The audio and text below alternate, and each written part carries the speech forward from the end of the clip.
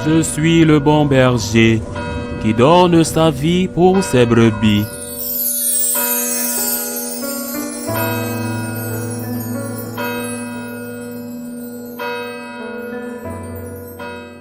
En ce temps-là, Jésus, voyant une foule autour de lui, donna l'ordre de partir vers l'autre rive. Un scribe s'approcha et lui dit, « Maître, je te suivrai partout où tu iras. » Mais Jésus lui déclara, « Les renards ont des terriers, les oiseaux du ciel ont des nids, mais le Fils de l'homme n'a pas d'endroit où reposer la tête. » Un autre de ses disciples lui dit, « Seigneur, permets-moi d'aller d'abord enterrer mon Père. » Jésus lui dit, « Suis-moi et laisse les morts enterrer leurs morts. » Acclamons la parole de Dieu.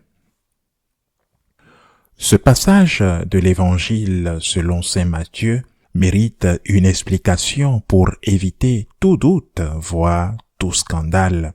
D'abord la première partie. Ce rabbin, peut-être un pharisien, qui lui dit « Je te suivrai partout où tu iras ». Il a vu ses œuvres et il a été impressionné par les œuvres du Seigneur. Nous ignorons sa foi, mais il le considérait certainement comme une autorité morale. « Je te suivrai », disait-il. Et Jésus lui demande « Es-tu prêt à vivre au grand jour, c'est-à-dire sans sécurité ?» Cela vaut pour chacun de nous, certainement pour ceux qui veulent se consacrer à Dieu, mais aussi pour tous les catholiques.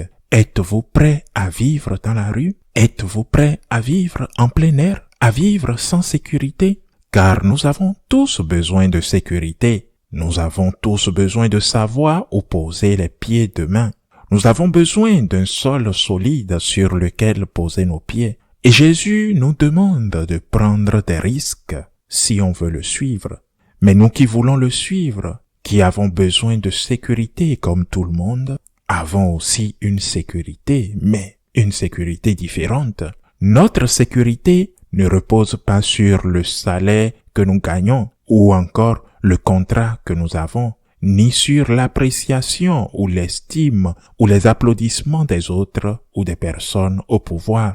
Notre sécurité repose sur le Christ et la foi en la providence divine. Le Seigneur a dit, « Celui qui ne quitte pas son père ou sa mère à cause de moi n'est pas digne de moi. » Mais il a aussi dit que quiconque agirait ainsi recevrait 100 fois plus sur cette terre. Notre sécurité réside donc dans la confiance en Dieu. Nous devons apprendre, et ce n'est pas facile, mais nous devons apprendre en commençant par les petites choses, à être fidèles dans les petites choses, afin que, devant les grandes choses, devant les grands moments, notre foi ne vacille pas, que nous continuions à être fidèles. Celui qui n'a pas pu être fidèle pour peu de choses, comment le serait-il pour de grandes choses? Nous devons avoir fidèle en Dieu et nous devons prendre le risque, avec toutes les conséquences que cela implique, en le suivant, à vivre sans abri, à vivre sans aucune autre sécurité que la confiance en Dieu, Dieu le Père, Dieu le Fils et Dieu l'Esprit Saint. Seigneur, j'ai confiance en toi, c'est ma sécurité. J'ai confiance que tu ne m'abandonneras pas. J'ai confiance que si je te suis, il y aura un terrain sur lequel m'appuyer, même si, pour l'instant, je ne vois que l'abîme. Seigneur, j'ai confiance en toi. C'est la sécurité que nous, catholiques, devons avoir. Et puis vient cette autre requête. C'était un disciple, quelqu'un qui le suivait déjà, pas un apôtre, mais un disciple. Et Jésus est de passage. C'est ce qu'il faut comprendre. Il est de passage. On ne sait pas où cela se passe, mais c'est probablement autour de Capharnaüm, car Capharnaüm était une ville située au bord du lac. Car le texte commence par dire que, voyant qu'il y avait beaucoup de monde autour de lui, Jésus ordonna de passer de l'autre côté de la rive. Et ce disciple lui dit en d'autres termes, « Seigneur, Seigneur mon Dieu, je veux bien te suivre, mais laisse-moi aller d'abord enterrer mon père, je dois être à ses funérailles. » Tout d'abord, les funérailles n'étaient pas comme celles d'aujourd'hui. Parce que c'est vrai que cela se passe dans un endroit précis, mais elle durait longtemps. Elle durait longtemps. Et ce disciple devait partir. On ne sait pas d'où il venait, combien de temps il est resté avec eux, peut-être 1 mois, et combien de temps il sera absent, peut-être plus d'1 mois. Car j'imagine qu'il devait organiser les funérailles, préparer, être là avec sa famille, d'où peut-être son importance au sein de la famille. Mais après son funérail, après tout ce moment que le disciple passera loin de Jésus, à son retour, où le trouverait-il? Dans quel endroit? À quel lieu? Où? Dans quelle maison?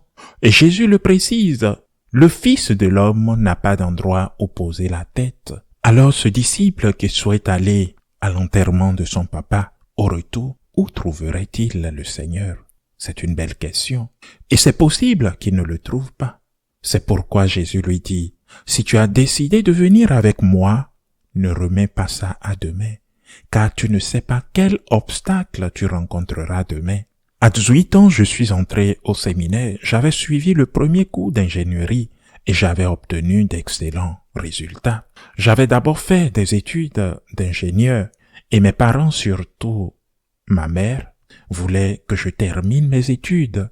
Finis tes études et tu t'en vas, mon fils, me disait-elle. Ça semblait être un conseil raisonnable et ma mère l'était certainement. Mais même avant, lorsqu'elle avait voulu que je parte à 14 ans, elle m'avait dit, à 18 ans, tu t'en vas. Et quand j'ai eu 18 ans et terminé ma première année d'ingénierie, elle me dit, quand tu auras ton diplôme, tu partiras. Et si j'avais eu mon diplôme et que je décidais vouloir partir, elle m'aurait sûrement répondu, non, maintenant consacre-toi au moins 5 ans à exercer le métier que tu viens d'obtenir.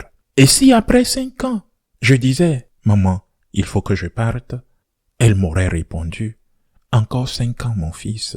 J'avais hâte de partir pour devenir prêtre, mais j'ai d'abord pris conscience de cette stratégie maternelle, facile à voir. Mais je l'ai moi-même constaté, et je me suis méfié de moi-même, d'une saine méfiance envers moi-même. Que m'arrivera-t-il dans ces années? Que m'arrivera-t-il? Vais-je tomber amoureux? Qui sait ce que je ferai dans 4 ans, comme je l'avais fait au début? C'était un bac plus 5. Alors, dans 4 ans, aurais-je toujours ce même désir de servir le Seigneur? C'est vrai que je m'y accroche depuis un moment, mais l'aurais-je encore ce désir? Ou quelque chose viendra-t-il m'en empêcher? Une petite amie? Un travail? Une ambition? Peu importe. Si maintenant que je le peux, je ne le fais pas, qui peut m'assurer que demain j'en aurai la force? Ne rencontrerai-je pas de nouveaux liens, de nouveaux obstacles? Et que se passera-t-il? Eh bien, je trouverai un autre chemin, j'en suis sûr. Et ce chemin sera celui que Jésus a prévu pour moi.